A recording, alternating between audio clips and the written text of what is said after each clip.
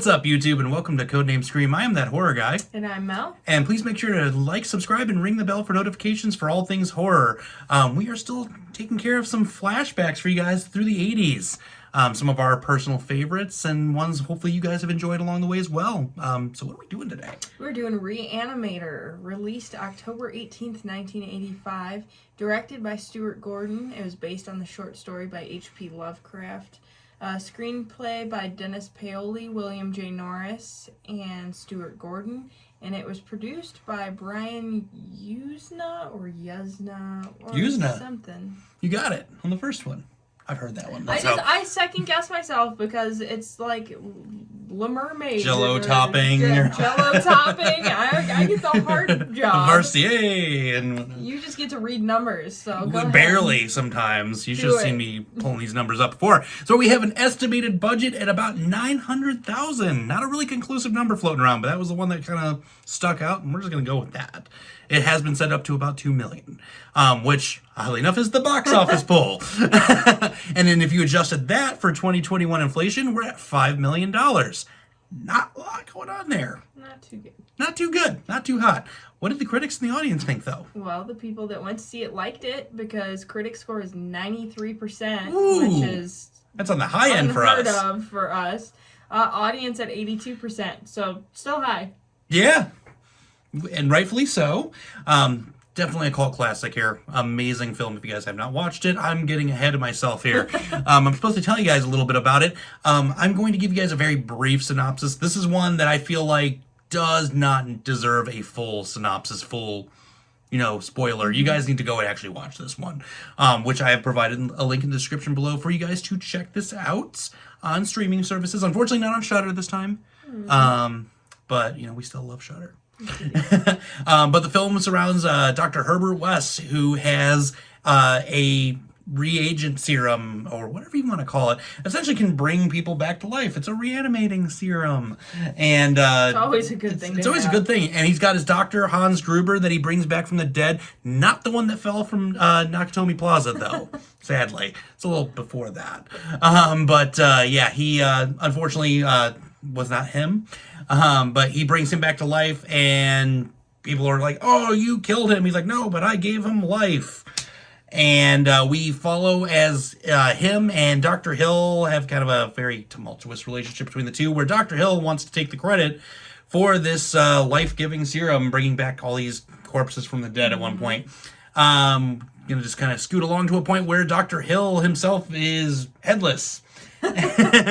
And so Herbert West reanimates the head and the body separate of each other, because nothing can go wrong there. His body does attack him at one point, and uses from there, takes his notes and samples, because he's going to run off, because he's just such a ridiculous guy. It really is, and it's comedic at best. This whole film, it was like Little Shop of Horrors all over again.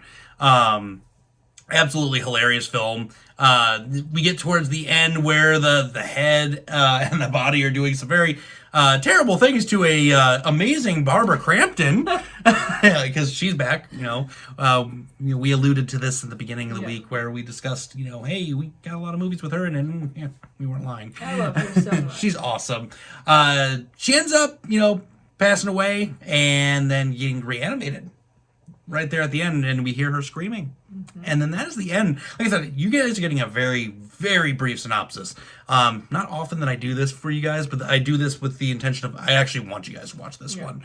It's one of my personal favorites. So, what are some fun facts before we discuss the film? Because I feel like we're going to have a good discussion. Sure. The special effects crew went through 24 gallons of fake blood.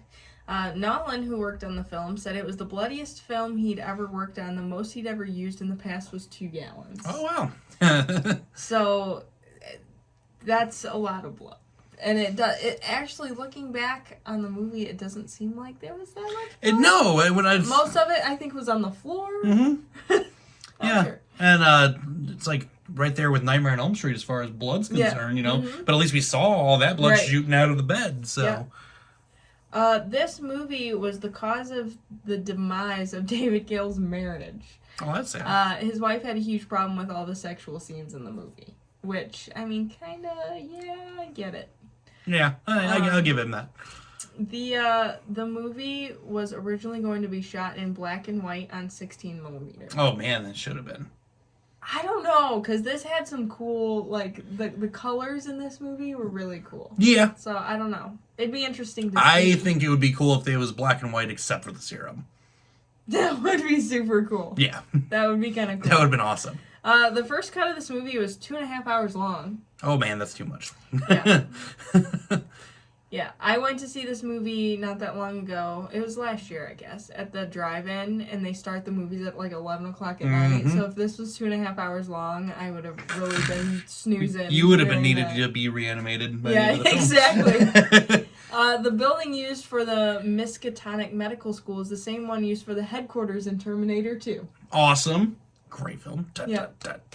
The best of the Terminators. In my Yeah. opinion. Oh yeah. The movie was shot in 18 days, which is not that long if you think about it. No. A little over 2 weeks. Seems like we talk a lot about movies that are shot in short periods. Very of time. short periods of time. Yep. This being one of them. Brian Usna plays one of the background corpses in the morgue, which I love. I've said this a million times. I love when producers, directors are in their own movies, Yes. and when they like cast their family members to play parts and stuff. I think it's so cool. Like I said at the beginning, this was based on an H.P. Lovecraft story, which I love H.P. Lovecraft. Yes. And he didn't like the Re-Animator series of short stories he did. The only reason he kept writing them was because he got $5 every time he wrote one. Which, $5. back then, a lot of money. So Yeah. I would have kept writing them too. But Yeah. he didn't like it. He didn't like the concept. So I thought that was interesting. Yeah, a little bit. So what did you think of the movie then? I love this movie. This is my favorite one we picked out of all of the, like, flashback 80s movies. I think that it's hilarious, and there's times we've discussed movies where you can't tell if they're trying to be funny or not, or if they're just bad. This, you can tell they're trying to be funny. Like, Yes. this is a snarky movie. Oh yeah. And you can tell that there's certain, like, you never get too scared because there's so much comedic relief throughout the movie. And the concept is just so ridiculous that, you know, part of me doesn't want to call this a horror movie. No. Because there's nothing really horror about it. It's very sci-fi. But for some reason, this always gets clumped in with horror movies. Yeah. I'm not sure why that is. Because H.P. Lovecraft was a sci-fi author. But he also gets lumped in with horror, too. Yep. So maybe that's why. I don't know. But I hadn't seen this movie in a long time until I went to the drive-in last year to see it. And I just forgot how much I love this movie. Yeah. The storyline was complex without being confusing, which is always a big plus. I don't like movies that are too simple and dumbed down, but I don't like them where they're so, you know, just confusing. So that's I like a complex storyline that's easy to digest, and I feel like this was that. And I like all the characters in the movie. I love Herbert West's character. I love the Dan Kane. He was great, and Barbara Crampton, of course. There's not a Barbara Crampton movie I don't love. Right. I'm sure there probably is now that I said that out loud. I just can't think of what it is off the top of my head. But one of my favorite movies of all time. Definitely up there. You kind of already gave away the way you feel about it. Because when he likes a movie, he's like, we're not going to talk about what we feel about the movie. And then he'll be reading the synopsis and be like, I love this movie. So guilty as charged. Go ahead. Yeah, guilty as charged. Tell us how you really feel. This movie is awesome. I have always loved this movie. And yeah, out of the flashback series, this would be my top runner as well. This one and They Live being my top two out of the flashbacks that we've been going through. Well, like They Live, this doesn't feel dated. No, not at all. And like some of these movies we've watched for this, especially one in Patreon that'll be coming up, seems so dated. Oh, and yeah. this one didn't at all. This could have came out like this year, and it would have been totally like, yeah. This one could get remade and it would still be amazing. Yep. So, I love the dark comedic factor. That's, you know, the dark comedy horror is some of my favorite because it's just so tongue-in-cheek, Yep. so snarky. I love it. I love the dialogue between him and the severed head. Yep. It's just, like I've said in the beginning, it reminded me of Little Shop of Horrors with how campy it was at times. You know what it reminded me of? It reminded me of, on Netflix, there was that show with Drew Barrymore. Santa Clarita Diet? Yeah, there was a talking head in that, and that's what this reminded me of. Yep, I can definitely see that. Yeah, it's just... Not too often you see a talking head in things. That's No! why I drew the comparison there. That's good. I totally forgot about that show until you mentioned it, and I don't know how I remembered that title. As you said it. Wow, we did good here. Good job. But yeah, Herbert West is amazing. Love him. Love the concept of the story. Yeah. You know, even if you remove the comedic factors, the entire, having something that can reanimate the dead, but they're not zombies. Right. It's, they're still cognizant in a way. It's, just a really fascinating concept as a whole.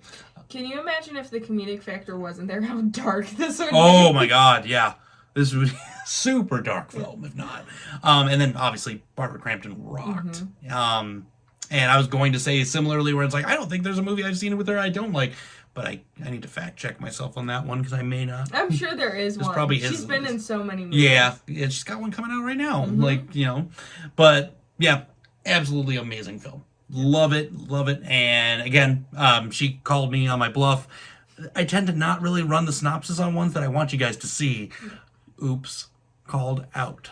But this is another one that's a little hard to explain. Because there's just so much that happens in such a short time period that you just talking about it for a few minutes wouldn't do it justice. No, not at all. And that's why you guys check out the link in the description below. If you have seen it, what did you think about it? Let's talk about it a little bit more. You can sound off in the comments, message us on Facebook, Twitter, Instagram, or email us.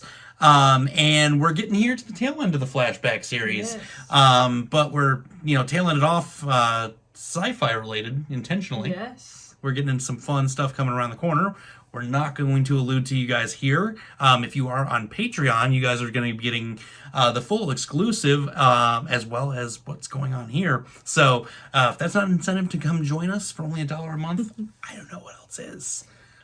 So with that being said, scare you later, YouTube.